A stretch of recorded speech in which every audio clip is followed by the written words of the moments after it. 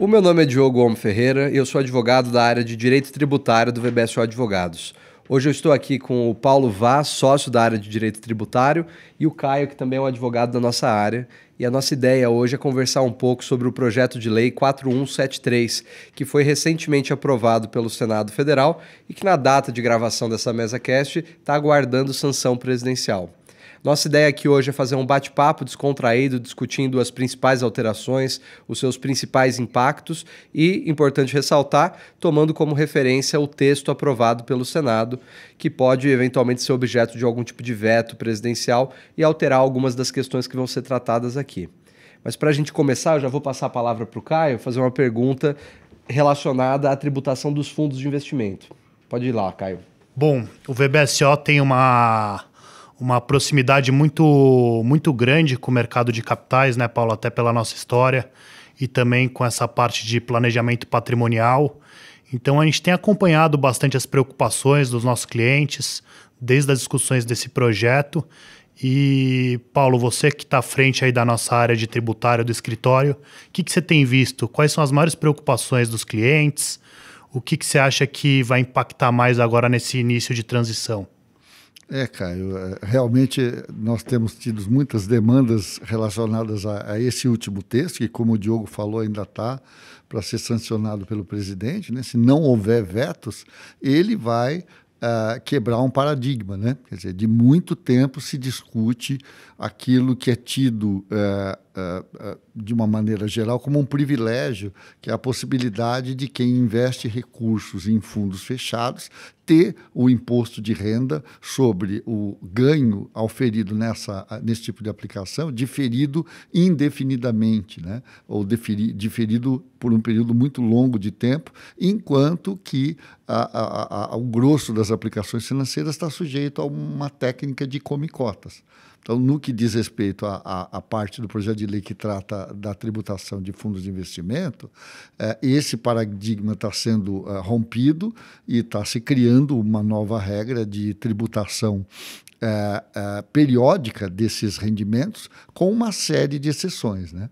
Junto com isso, a gente tem também uma outra ruptura de paradigma, que é o diferimento da tributação dos investimentos que pessoas físicas no Brasil fazem no exterior de maneira indireta, ou seja, você, quando investe dinheiro no exterior, você pode aplicar recursos diretamente em papéis, em títulos ou em ativos de mercado financeiro e de capitais lá fora, ou você pode, como muitos faziam, aplicar os recursos de forma indireta, colocando o dinheiro dentro de uma empresa e fazendo essa empresa aplicar.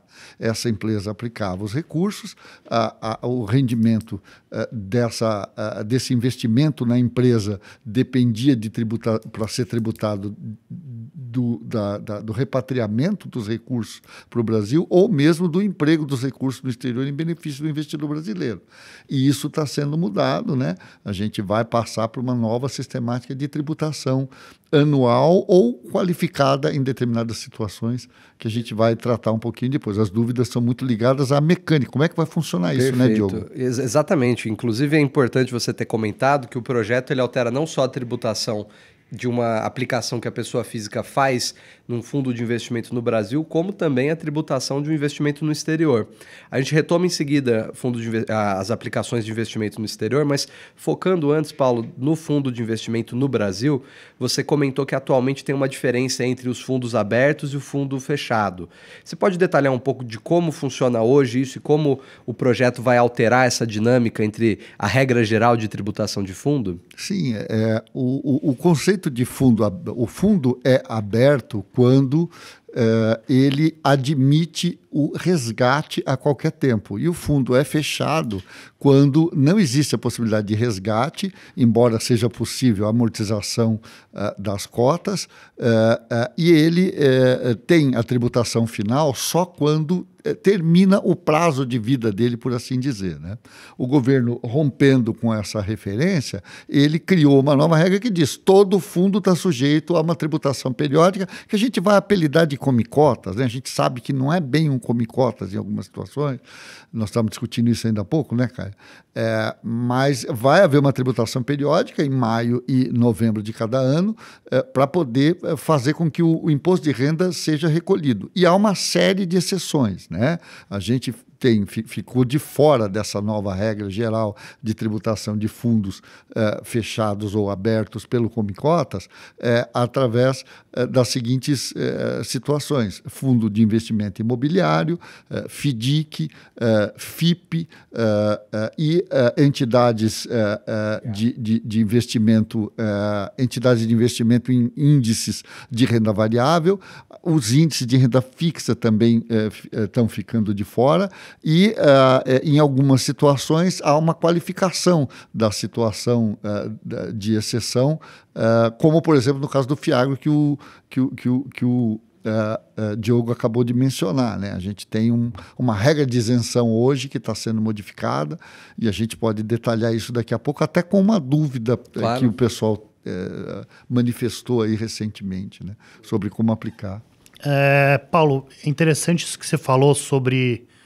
Até então, quem investia em fundos fechados e quem investia indiretamente no exterior tinha um benefício do diferimento, ou seja, não realizava aquela renda, né, não realizava distribuições, realização em caixa, que eu digo, eventos de liquidez, para evitar a tributação.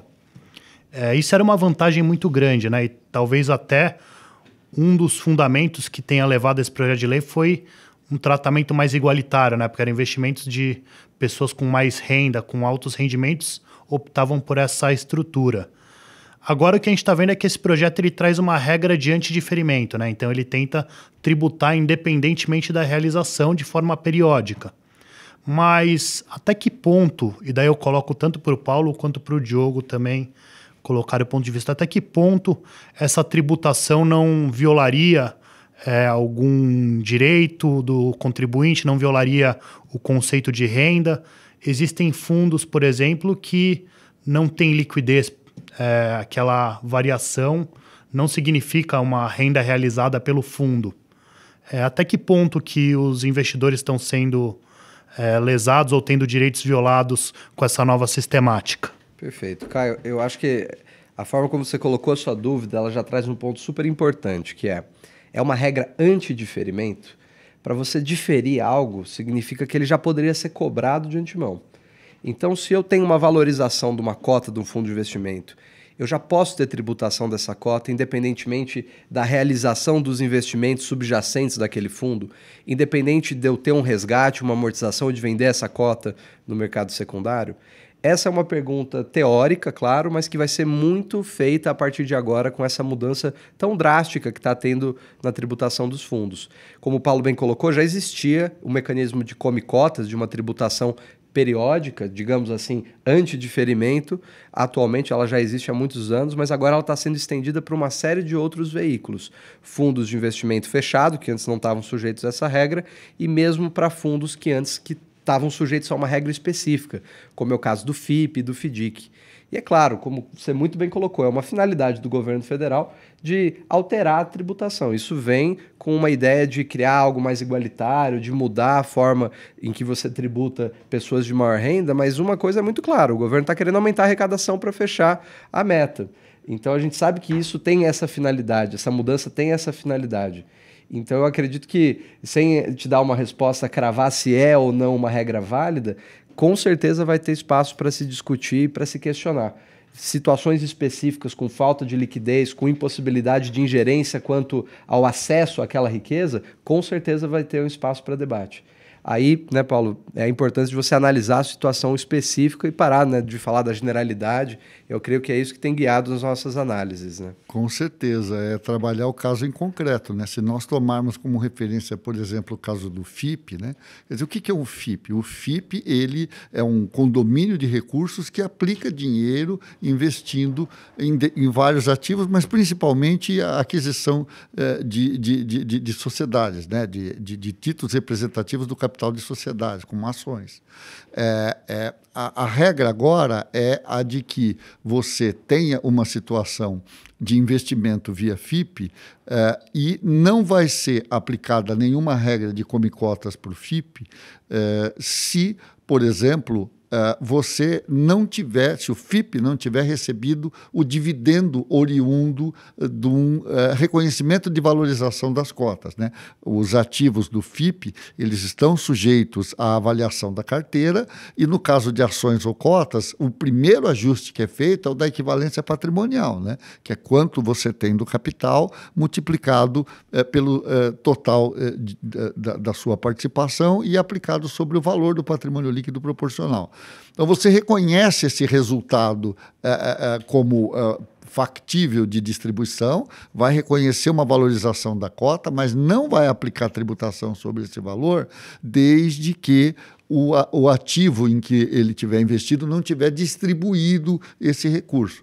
Situações que escapem a esse cenário vão ser alvo de controvérsia, né? Vão gerar um debate, como o Diogo mencionou. A gente tem que olhar caso a caso e, óbvio, né? Não vamos nos esquecer, a gente às vezes trata as coisas como se elas tivessem nascido do nada, né? Tanto a legislação que tributa o investimento brasileiro no exterior por pessoas físicas, quanto a legislação que rompe com esse paradigma do fundo fechado diferir indefinidamente a tributação, elas já foram forjadas em outros mandatos, no mandato do governo anterior, né?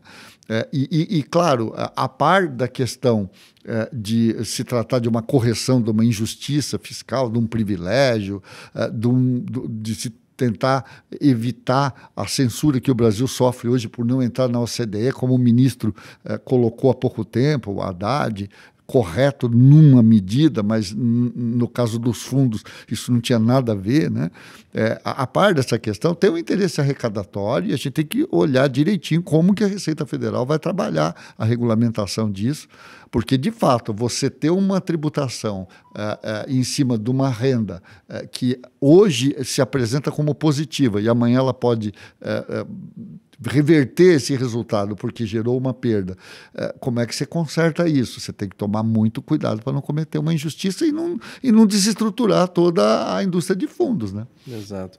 Então, para sistematizar tudo isso, Paulo, a regra geral passa a ser de tributação periódica, independentemente do tipo do fundo, e daí existem exceções. Dependendo do tipo específico de fundo, pode ser que você escape dessa tributação periódica. Um exemplo é o FIP, mas desde que ele cumpra um requisito. É o caso, né, Caio, que você pode detalhar tanto do FIP quanto do FDIC, que é outro veículo que é muito utilizado atualmente, não só para um investimento de varejo, digamos assim, mas para a estruturação das atividades da empresa. Se você puder detalhar, Caio, o que um FIP e um FDIC precisam fazer para que eles não tenham essa tributação periódica, eu acho que é um assunto muito importante. Bom, vocês tocaram num ponto aí que vai ser crucial, né, para os fundos que estão enquadrados nessa exceção, né, de não estarem sujeitos ao come-cotas, poderem fazer jus a esse direito, né? Como o Paulo estava falando, alguns fundos foram excluídos da regra de tributação periódica, o que vale dizer que eles só vão ser tributados no momento de eventos de liquidez, de resgate, amortização, né, no caso, porque são fundos fechados, distribuição de rendimentos, etc. Para FIPs, FDICs, ETFs, a lei estabeleceu a necessidade de que esses fundos eles sejam enquadrados como entidade de investimento e não sejam aqueles fundos utilizados meramente para administração de um patrimônio, onde o cotista, que geralmente é o único ou um dos únicos cotistas daquele fundo fechado, que guiam o que vai ser feito com aquele ativo ou não. É para ser uma entidade de investimento com gestão discricionária, uma gestão profissional de terceiros, uma gestão independente, e isso acho que vai voltar muito em debate. Acho que o Paulo, que tem mais experiência que eu e você nessa questão de tributação de fundos, já deve ter se deparado muito no passado com discussões envolvendo mas esse fundo era meramente patrimonial, mas esse fundo ele não é patrimonial, ele é um fundo, é uma entidade de investimento legítima. E daí eu queria perguntar tanto para você, Diogo, que também já atuou em várias autuações envolvendo desconsiderações de fundos, quanto também para o Paulo. Agora essa questão vai voltar com tudo, fundo patrimonial versus fundo de investimento. Vai ser uma questão que vai guiar os debates tributários nessa área? Eu não tenho dúvida, né? Nós atuamos representando clientes em uma série de discussões em que o tema central gravitava em torno da substância efetiva do fundo, né? Um fundo de investimento que é constituído de uma maneira em que o cotista que detinha o ativo no qual o fundo investiu, ou mesmo o cotista que detém o controle desse fundo, ao mesmo tempo controla os atos de gestão, pratica uma atividade que fica quase que próxima do investimento numa empresa, mais do que num fundo de investimento. Porque o pressuposto do investimento num fundo de investimento é que o gestor desse fundo ele seja profissional, esteja qualificado para fazer as escolhas e não sofra censura, né? Prévia do investidor. Quando a censura ela existe, ou seja, quando o controle existe e não há nenhuma ilegalidade nesse controle, o que pode acontecer é a Receita Federal entender os reflexos desse investimento do ponto de vista tributário de uma forma diferente daquela que valeria se fosse um fundo de investimento com gestão independente. Então, esse tema ele não está afastado, o projeto de lei não trata exatamente dele, mas ele impõe essa condição para poder evitar que o fundo tenha que seguir as regras do Come Cotas, né? Exato. E eu acho que vale lembrar, né, como você bem colocou no início, isso não vem de agora, não é algo que simplesmente surgiu.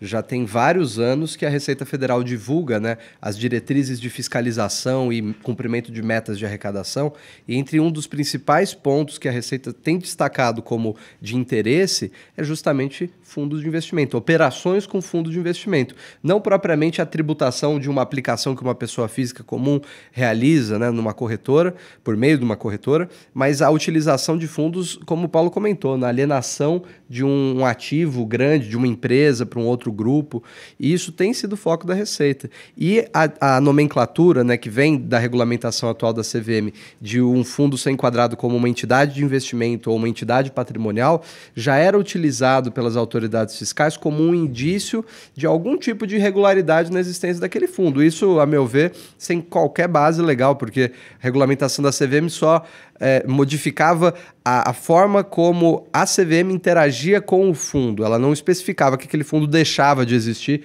por não ter, por exemplo, uma gestão discricionária da carteira. Mas o que aconteceu? Com o tempo, essa nomenclatura começou a ser trazida em tentativas de modificação da legislação tributária. Nós tivemos uma medida provisória, que agora me foge o número, mas que anos atrás tentava alterar a natureza do fundo de investimento em participações, né, do FIP, caso ele fosse entidade patrimonial, ele era tributado como se pessoa jurídica fosse. Esse projeto não passou e agora nós temos um projeto que é o meio termo. Ele não tributa o fundo como PJ, ele não desconsidera a existência do fundo. Mas o que ele faz? Ele prevê uma tributação periódica. É claro, ela não é uma tributação periódica e restrita. O Paulo muito bem comentou que se você tiver uma variação no patrimônio do fundo associada à equivalência patrimonial, essa parcela não vai ser passível de tributação. Claro que isso diminui um pouco, né, Paulo, o espaço para um litígio, mas ainda assim, se tiver uma distribuição de dividendos para o fundo, se o fundo realizar a alienação das participações societárias, você tem a realização aquele aumento do patrimônio do fundo e isso vai estar, sim, sujeito a uma tributação periódica. E isso é reflexo, né? Algumas dessas observações que o Diogo fez de uma postura que a Receita Federal, e a gente fala, mas a Receita Federal não está fazendo lei. Não, ela não está fazendo lei, mas não vamos nos esquecer que o projeto de lei é fruto da junção de textos que outrora, inclusive, foram uma medida provisória, né?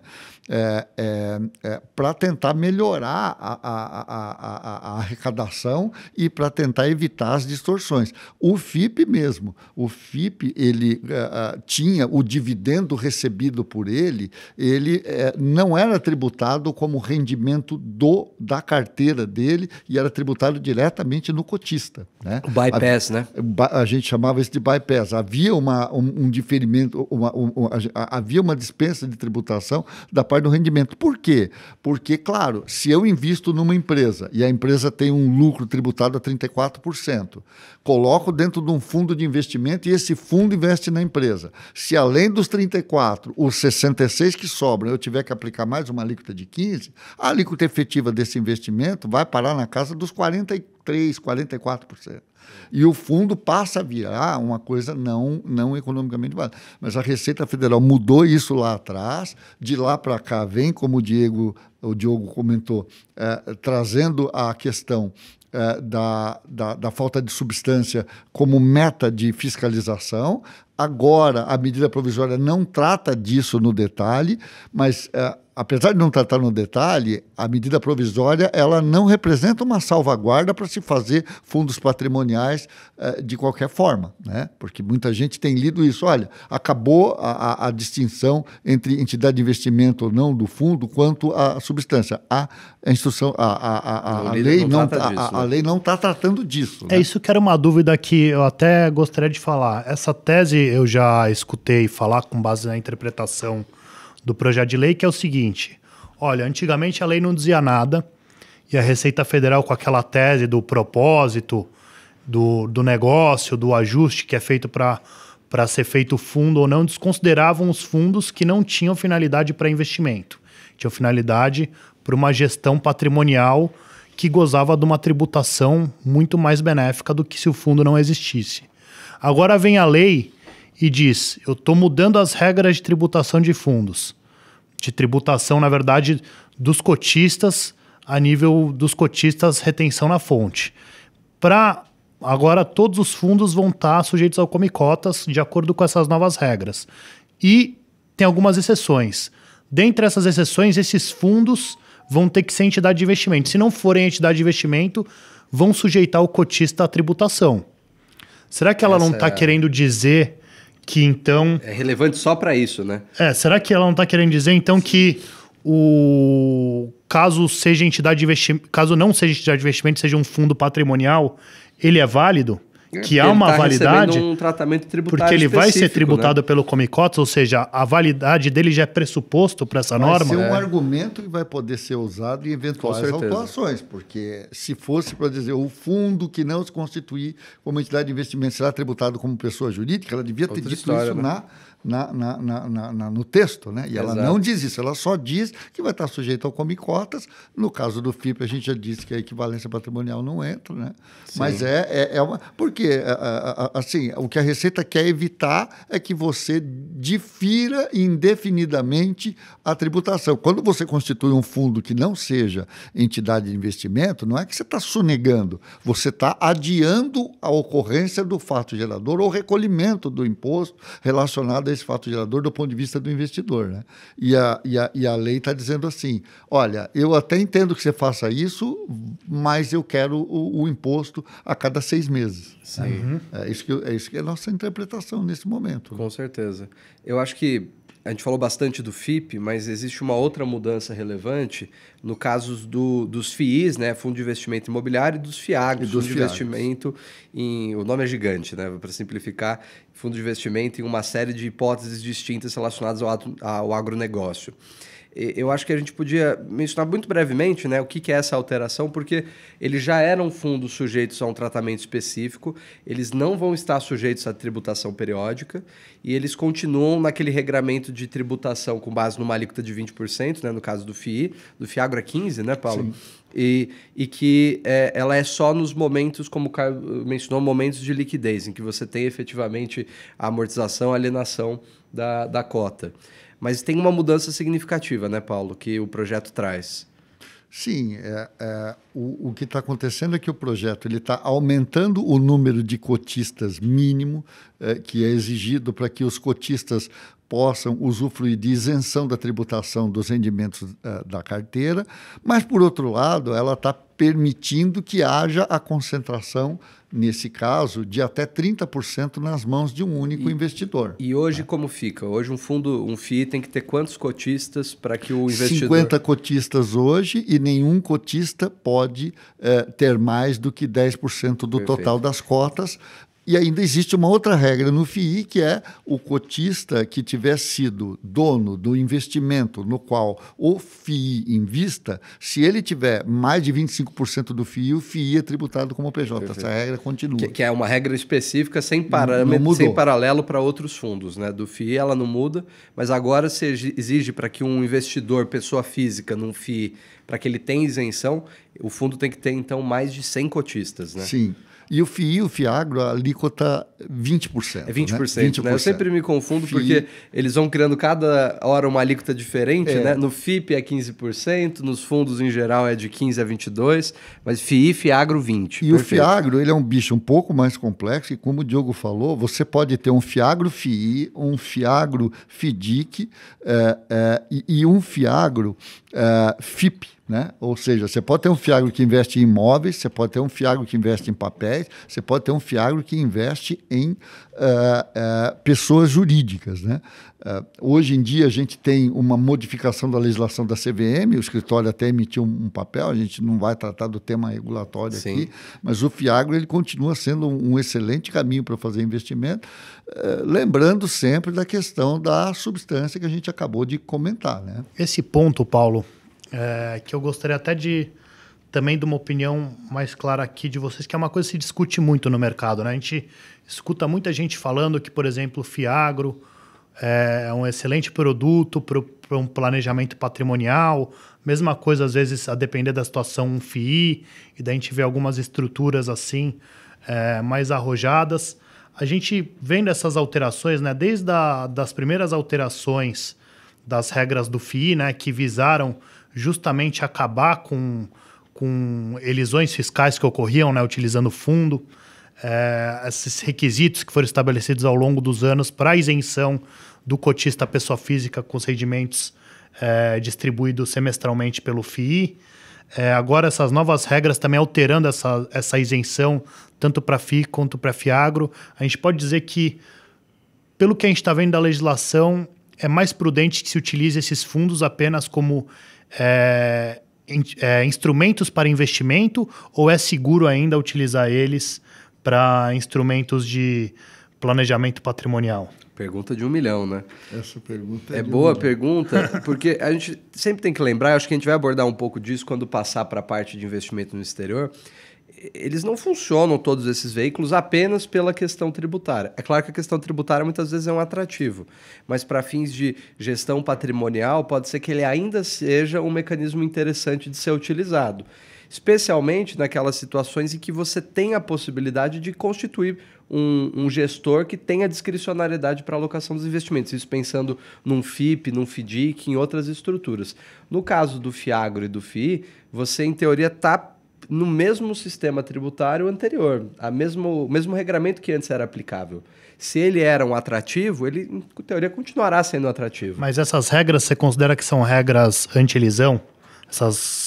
Esse endurecimento aí dos requisitos de número de cotistas são e tudo mais? Arrecadação. Exato. Eles são... Vale lembrar, né, que num primeiro momento, a tentativa foi o quê?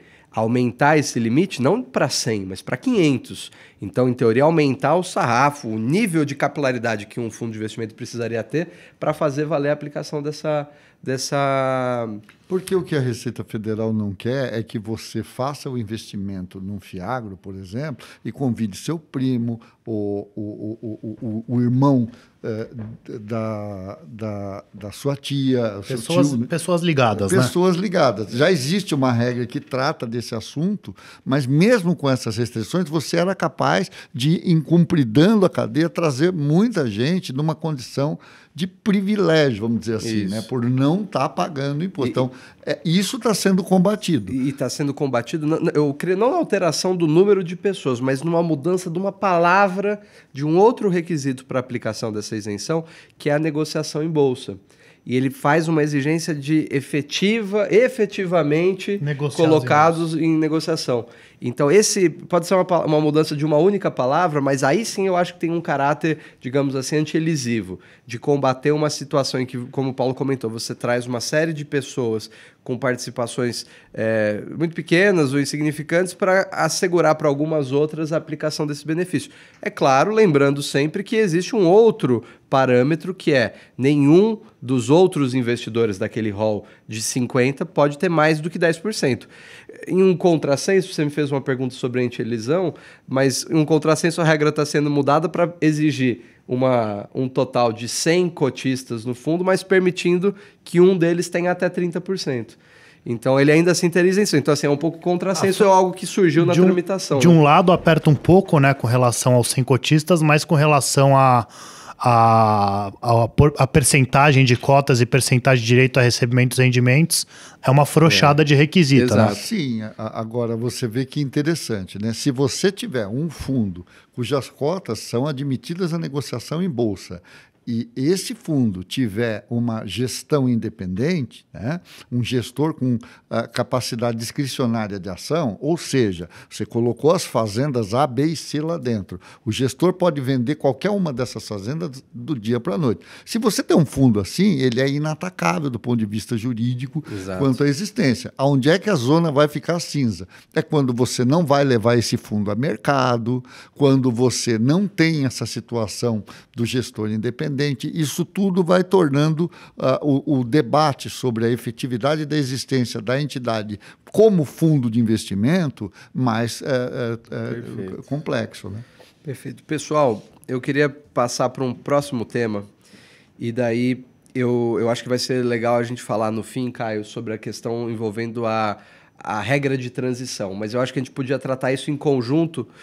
Isso que eu ia mencionar, Diogo, aquele assunto que a gente estava tratando, né, que foi uma pessoa perguntou em relação à regra de transição, particularmente do FIAGRO, né, um FIAGRO que hoje esteja cumprindo a regra dos 50, mas não esteja com 100 cotistas. Se amanhã que eu digo é no começo de janeiro, em fevereiro, ele ainda não tem os 100 cotistas e distribui um resultado para esses investidores. Esse resultado vai seguir a regra da isenção, que era aplicada por ele ter cumprido o requisito dos 50 cotistas, ou ele vai ter que seguir a regra nova, desde que ele, em 180 dias, se qualifique para tanto. Né? E nossa conclusão foi que haveria muitos argumentos para defender essa segunda hipótese. Olha, você estando na regra de qualificação para os 100 cotistas, desde que você atinja essa regra, você teria argumentos para defender que não deveria haver mudança de tratamento. Então, tem questões como essa que estão pipocando. Exato. Por aí. Podíamos fazer um outro vídeo só sobre isso, né?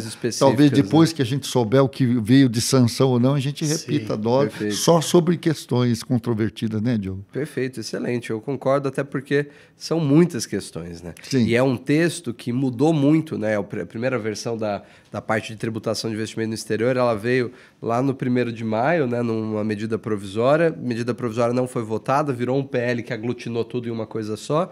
E a quantidade de alterações e possíveis detalhes que vão acabar surgindo daqui a pouco são muitos, né? E pode ter uma incongruência, né? Quer dizer, a gente tem um regime de transição e tem um vácuo, né? Tem um hiato no meio. Né? Quer dizer, a gente tem uma situação que vai acontecer, muito provavelmente com muitos fundos de investimento, e qual tratamento eles vão dar, sabendo que tem uma regra de transição. Se a regra é de transição, então você devia ter um tratamento adequado para essa situação. Né? Perfeito.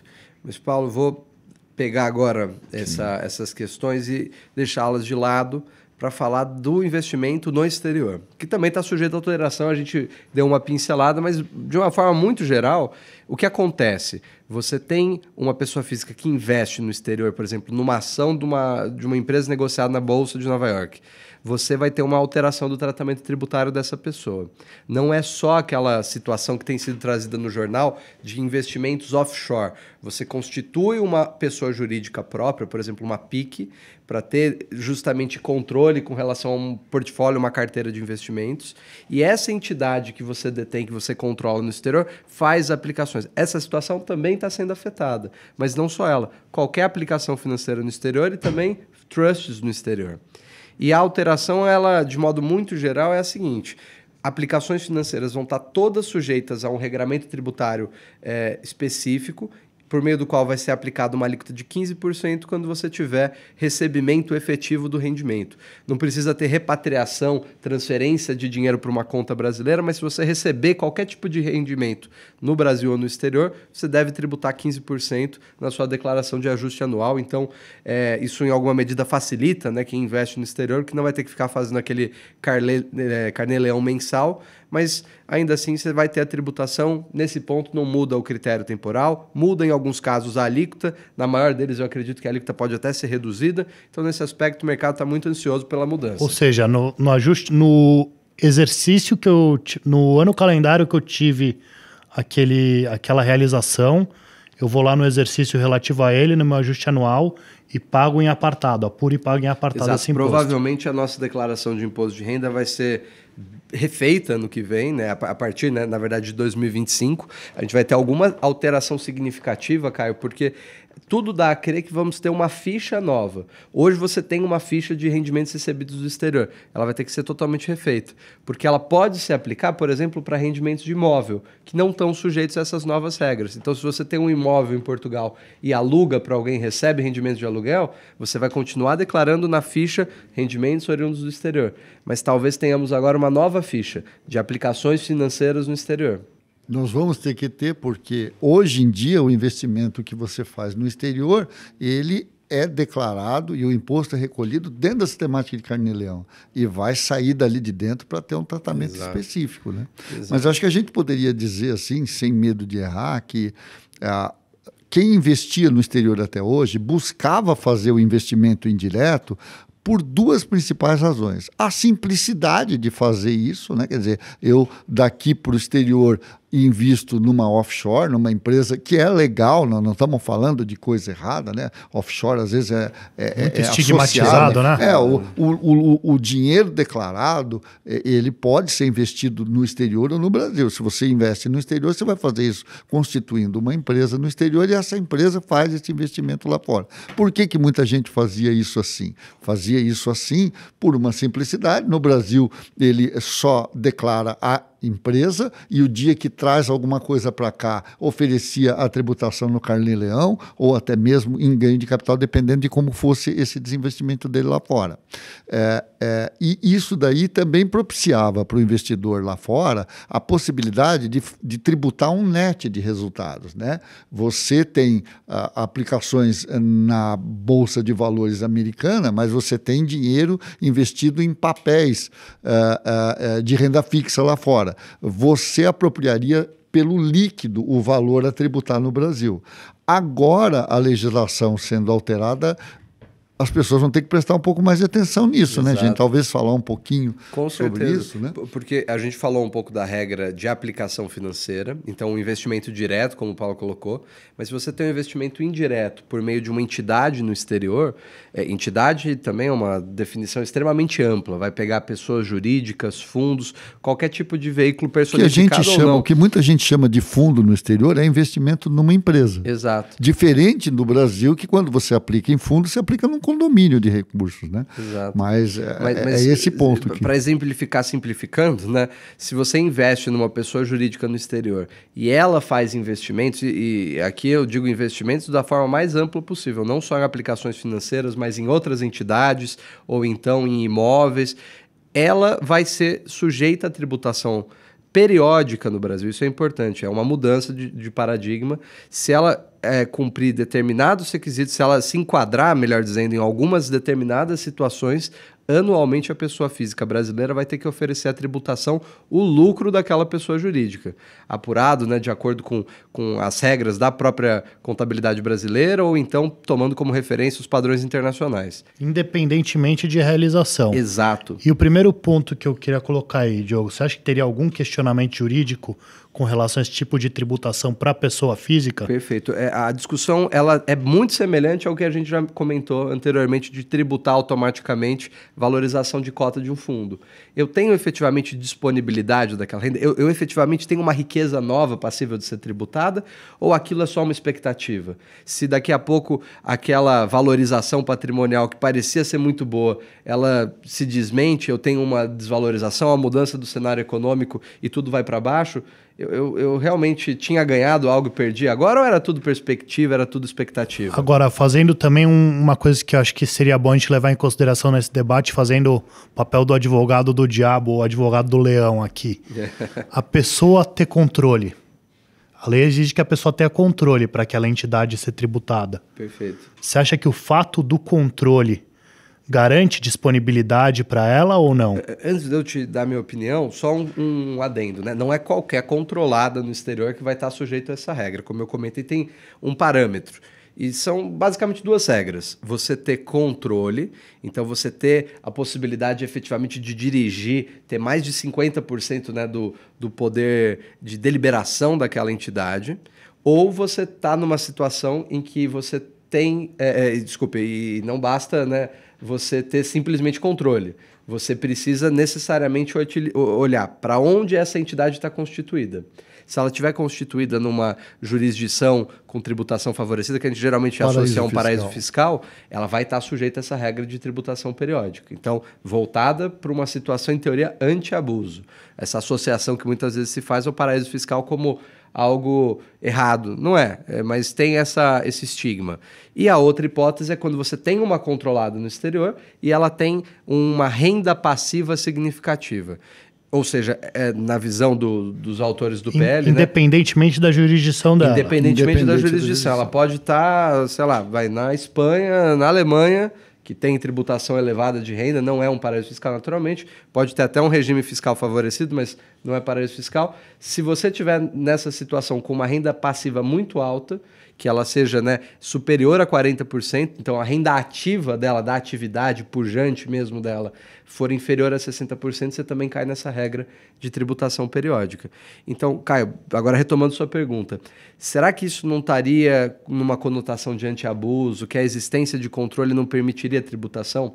Como, de novo, o Paulo falou, nem tudo vem de hoje. Tem coisas que têm um histórico muito grande e a gente tem justamente um precedente aqui no Brasil relacionado à tributação de uma pessoa jurídica que detém o controle de uma pessoa jurídica no exterior. Essas regras já foram introduzidas desde a década de 90, quando o investidor é uma pessoa jurídica. Agora que estão criando para a pessoa física brasileira que investe no exterior. Mas o Supremo julgou lá para 2013, eu lembro... Eu aqui no escritório, né, Paulo, tentando fazer o voto médio do julgamento do Supremo. A ADI 2588, se eu não me engano. Tem o RE também, mas a ADI foi apresentada depois, mas o julgamento conjunto levou o Supremo a indicar que se você tem uma controlada no exterior, em paraíso fiscal, você teria a possibilidade de tributação automática, independentemente de disponibilização do lucro dela no Brasil. Eles chegaram a se manifestar, né, sobre coligadas que estão fora de paraíso fiscal no exterior, dizendo que a regra não valia, mas, enfim, é um caso que, óbvio, tem uma importância grande, vai orientar um pouco das discussões que nós vamos ter nesse assunto, mas eu acredito que é um julgamento que tem que ser revisto, justamente um julgamento que ocorreu ao longo de vários anos, vários ministros deram votos divergentes entre si e o entendimento da corte acabou se formando por um voto médio. Então, cada um votou de uma forma muito diferente, com critérios distintos. Foi a Carmen Lúcia, né, que deu o voto que ficou conhecido como o voto do tributa no Brasil se você tiver controle. Exato. Teve também o voto da Ellen Grace na época. Mas vale para... Vocês acham que essa regra que foi feita no contexto de pessoas jurídicas vale para pessoas físicas? Eu diria que sim. Acho que a gente tem que entender uma coisa, né? A gente tem todo uma situação que caracteriza o Brasil como paraíso fiscal dessa perspectiva. Se você não tem previsão de tributação, a gente tem a pessoa física tributada com base no conceito de renda mundial desde tempos imemoriais no Brasil.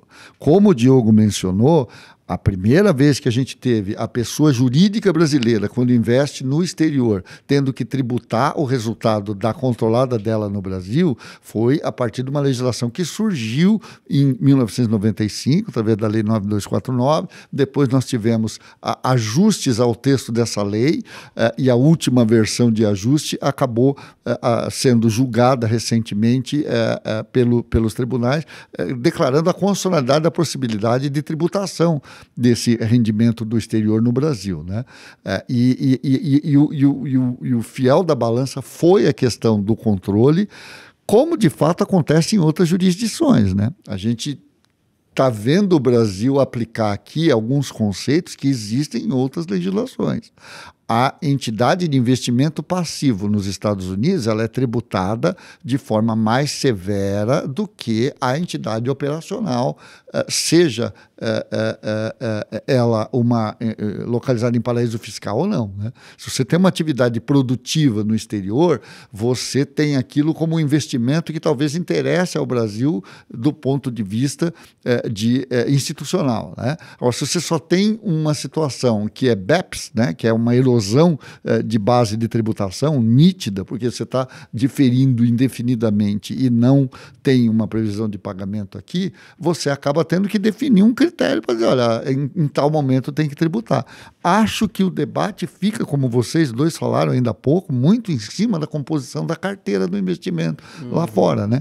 A gente deveria ter, por mais que pareçam assuntos diferentes, uma espécie de solução salomônica para os dois casos, né? Sim. O ativo lá fora que gerou, a gente falou ainda há pouco aqui, você foi lá, usou o IFRS para fazer um valor justo numa offshore lá fora. Esse valor justo atrai para um aumento do patrimônio líquido da empresa lá fora um valor enorme, e você fica em dúvida se tem que tributar aquilo, porque aquilo é um ajuste econômico e não financeiro. Você não tem aquele dinheiro, você tem uma expectativa de valorização.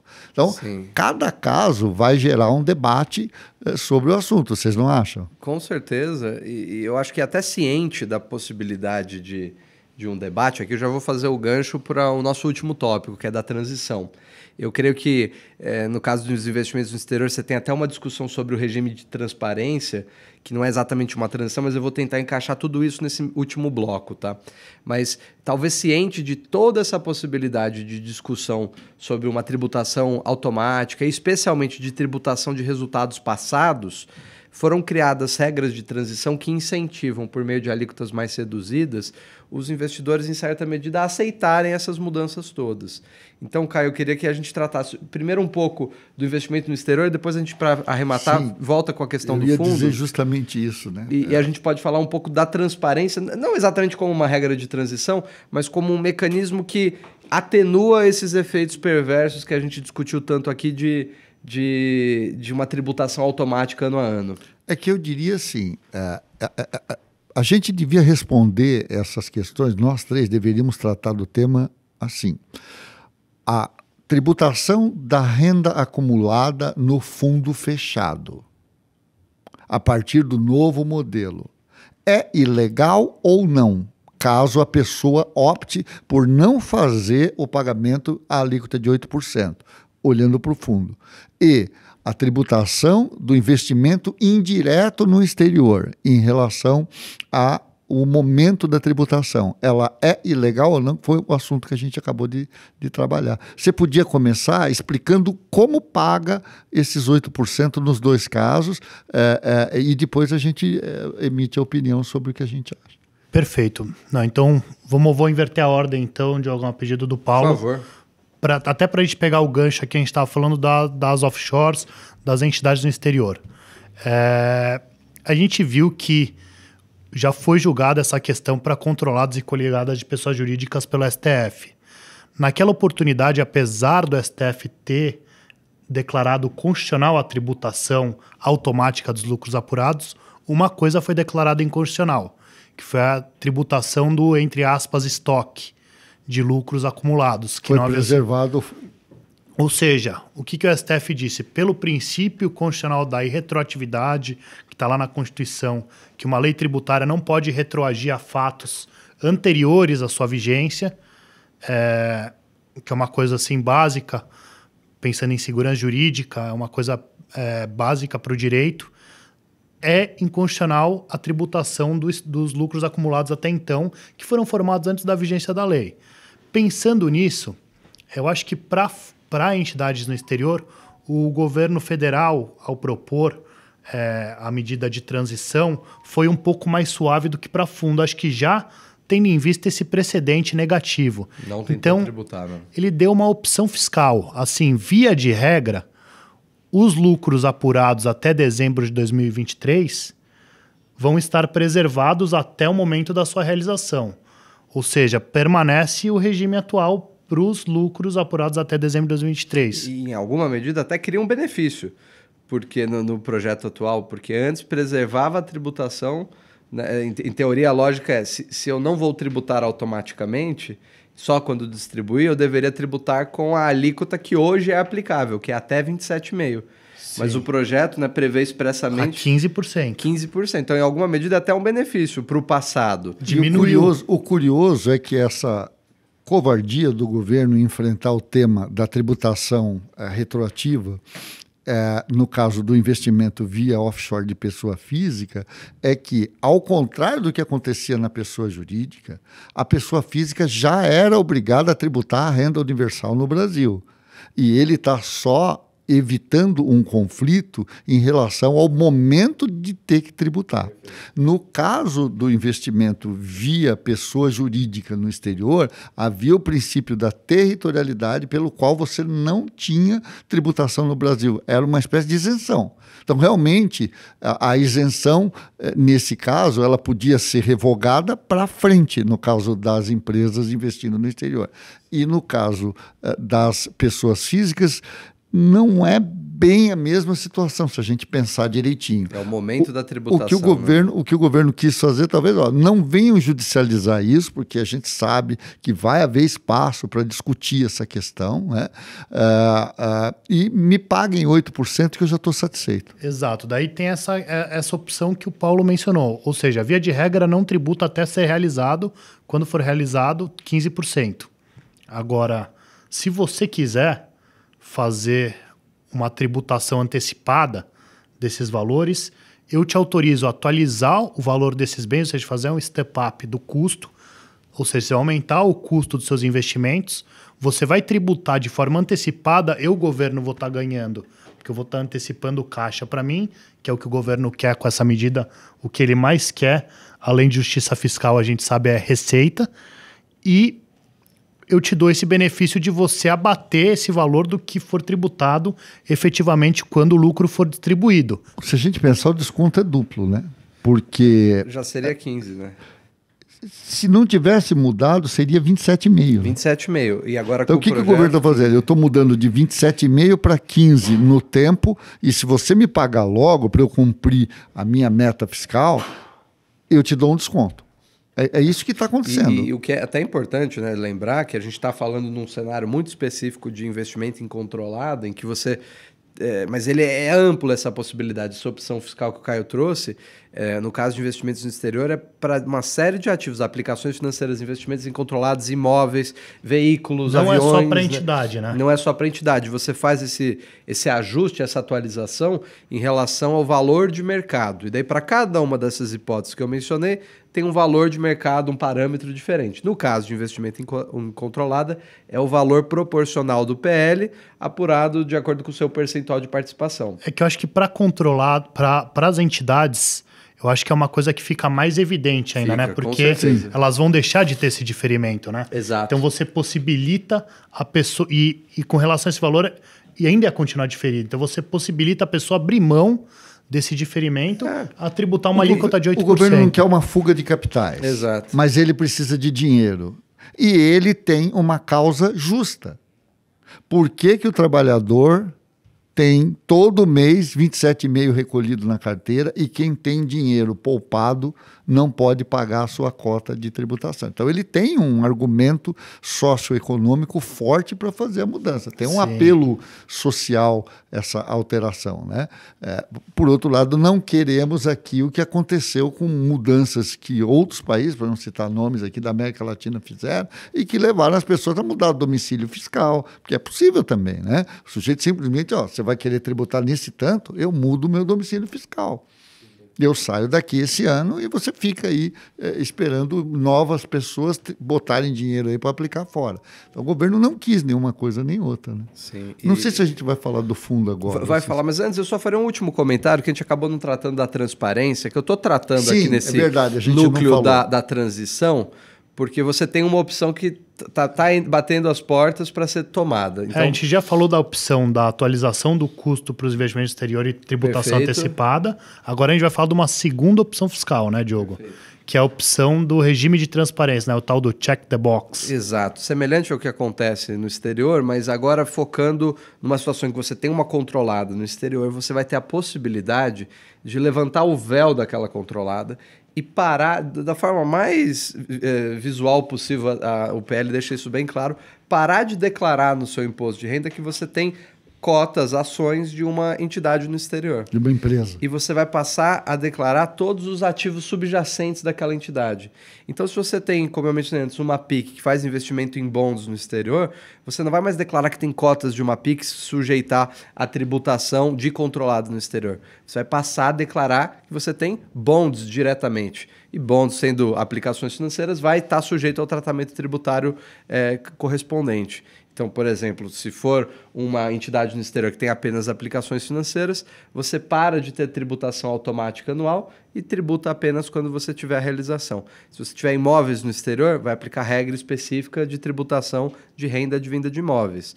Isso tem uma série de outras implicações, a aplicação de tratado para evitar bitributação, aproveitamento de crédito aqui no Brasil.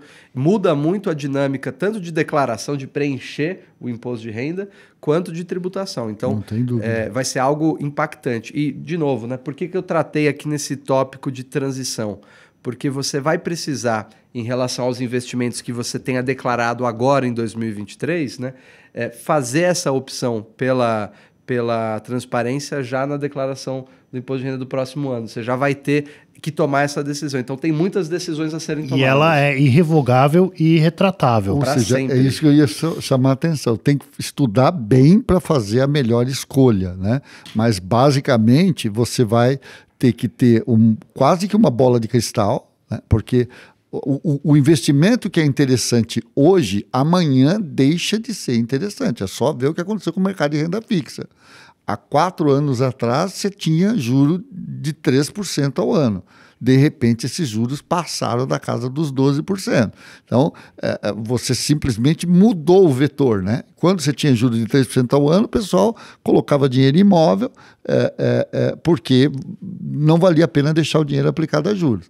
A mesma coisa vai acontecer com essa definição, porque para você fazer a eleição da tributação ativo a ativo, você vai ter que considerar que isso vai acontecer no tempo, é verdade, vai demorar mais para pagar o imposto, mas se no meio do caminho você quiser virar o ativo de lugar, você vai pagar por uma alíquota mais alta do que o governo está te oferecendo, não é isso?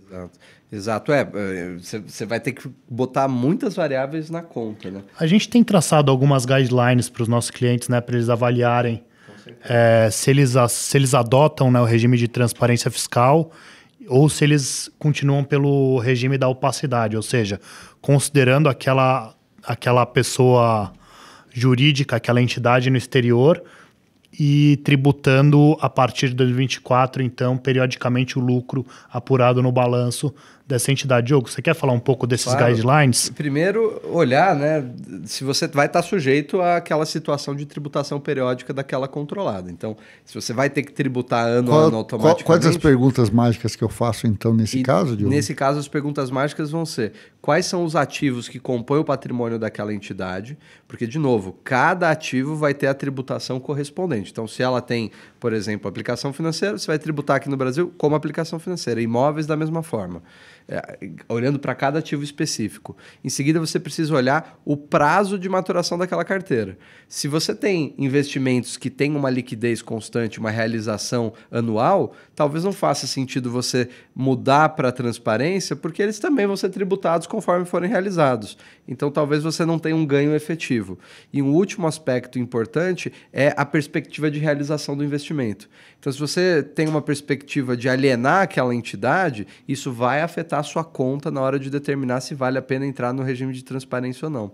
Então, são algumas dos referenciais ainda colocados aqui de uma forma mais geral que devem orientar a tomada de decisão sobre transparente ou opacidade. Também, talvez, o nível de endividamento da sociedade, da entidade no exterior, né? Porque se ela estiver muito alavancada, mesmo que os rendimentos sejam altos daquele ativo subjacente, talvez valha mais a pena você continuar pelo regime de opacidade, porque você vai ter uma tributação, uma base de cálculo menor, né? Você vai deduzir os juros, vai deduzir Exato. o custo, né?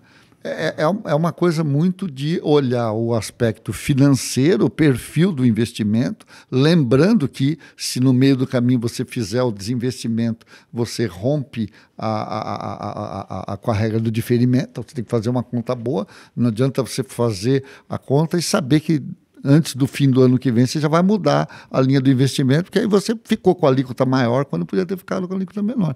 E a outra é essa que vocês acabaram de mencionar. Né?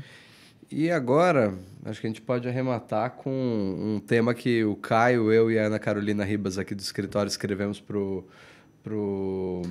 a Folha recentemente, que é a transição agora para o fundo de investimento, que é onde eu acho que a escolha até agora era complexa, mas é uma escolha que está com as variáveis estão postas sobre a mesa. Agora, no caso do fundo, né, Caio, você pode detalhar, você tem efetivamente uma tributação do passado e aqui surge uma escolha difícil, né, do que vai ser feito. Além das contas, é você decidir se você vai aceitar o benefício do governo de pagar uma alíquota menor para tributar o passado ou se você vai comprar uma briga no futuro, né? Diferentemente dos lucros das controladas do exterior, com relação aos fundos de investimento, não tem essa opção, né? O governo não foi tão bonzinho assim. Então, você vai ser tributado obrigatoriamente ou a 15%, ou se você decidir recolher de forma antecipada e parcelado em até 5 vezes, resumidamente, 8%. E, na minha opinião, acho que essa é a minha aposta para o ponto que vai ser mais judicializado se houver judicialização do tema. O que você acha, Paulo? Eu tenho certeza disso. E o governo deu um checkmate. Por que ele deu um checkmate? Porque ele tem em quem atribuir a responsabilidade que não só o contribuinte, que é o administrador do fundo.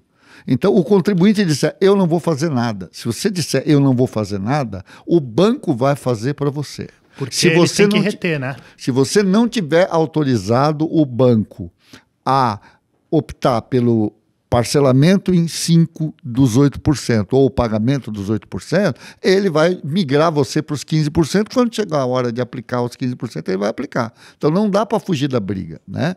Já no investimento offshore, de novo, para mim, é uma coisa assim, o governo trocou 27,5 por 8 em relação ao passado. Pensa 8 nisso assim, né? Claro que tem sempre aquele raciocínio imposto, se você puder não recolher agora, você recolhe depois, vamos judicializar tudo. Mas no caso dos fundos, como vocês falaram, não é tanto uma escolha de Sofia, né? Quer dizer, é uma coisa do tipo, eu tenho que tomar a decisão. Em um curtíssimo espaço de tempo, né? Acho que esse é um elemento a mais que deixou a coisa mais complexa e com uma pressão maior que talvez até ajude a desjudicializar, né? Porque as pessoas não vão ter nem tempo para avaliar o que é mais benéfico ou não. É um curto espaço de tempo para efetivar isso. E tem um detalhe que está no PL, está com todas as letras, que é o seguinte: se a Receita Federal desconsiderar, entender que você recolheu a menor do que você deveria ter recolhido, dos 8%, né? Você perde o benefício, você vai ter que ser tributado a 15%. Ela vai poder te cobrar a diferença. O que, assim, pensando num governo que está ávido por receita, pensando numa Pode ser um fiscalização... convite a uma autuação. Né? Pode ser um convite a uma Vale autuação e lembrar há do uma RECT, né? judicialização. A gente teve todo o debate do RECT, né, do regime especial de regularização fiscal e cambial lá atrás, né, que levou algumas pessoas, eu me lembro de ter visto, a se virar expatriado. Né? As pessoas simplesmente ficaram em dúvida, tinha muita insegurança jurídica, mas é um ponto que vai levar à controvérsia, não tem dúvida. Mas já tem banco de primeira linha, a maior parte dos bancos, principalmente os bancos grandes, já se organizou, já está enviando cartas aos clientes, pedindo aos clientes, no caso dos fundos fechados, para se manifestarem, meio que preencher. Você opta pelos 8 ou pelos 15? E aí a cliente pergunta, mas o que eu faço? Assino aquilo? Eu falei, olha, você precisa tomar uma posição. Mas se eu não quiser recolher, obtenha uma liminar a favor da sua tese de que é ilegal a tributação antecipada desse resultado do investimento no fundo fechado. Né? Perfeito. Então agora vai ser o momento que a gente vai ver, né? Vai ser a hora da verdade. Agora né? a hora da verdade. Quando for sancionado, a gente souber exatamente o que de mudança foi aprovada, é quando essas decisões vão ter que ser tomadas. Eu me lembro de um officer ter dito que com a alíquota de 6 não tinha dúvida de que valia muito a pena não brigar. Mas nós, advogados, não sabemos fazer grandes contas financeiras. Né? A gente consegue fazer as contas básicas. Com 8, eu não sei o que tanto muda nessa conta financeira. Né? Sim. Mas a turma vamos ver agora, né? Mas eu acho que a gente cumpriu o nosso propósito. A gente se empolga, né, falando desse tipo de assunto, mas tem muita mudança. Realmente... Tem a opção de reorganizar também, né? Que...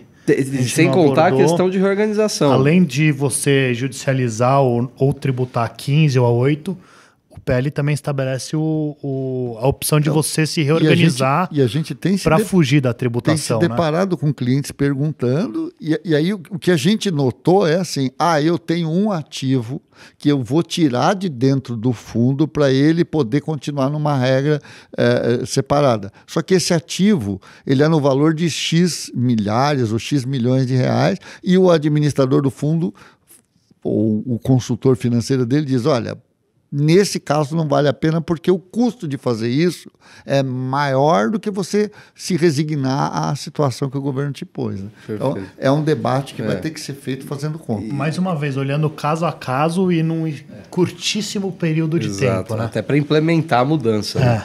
Mas, como eu mencionei, né, se a gente ficar aqui, a gente fica horas debatendo, porque... Já estamos a horas. Estamos, exato. Quem acompanhou até aqui, eu agradeço muito. E continue seguindo as nossas plataformas do VBSO Advogados, porque nós vamos publicar muitas atualizações sobre esse tema ainda. Ainda tem muita coisa a ser discutida, né? E a gente vai estar por aqui analisando todas elas. De novo, obrigado a você, Paulo e Caio, e obrigado àqueles que nos assistiram. Obrigado pessoal. Tchau.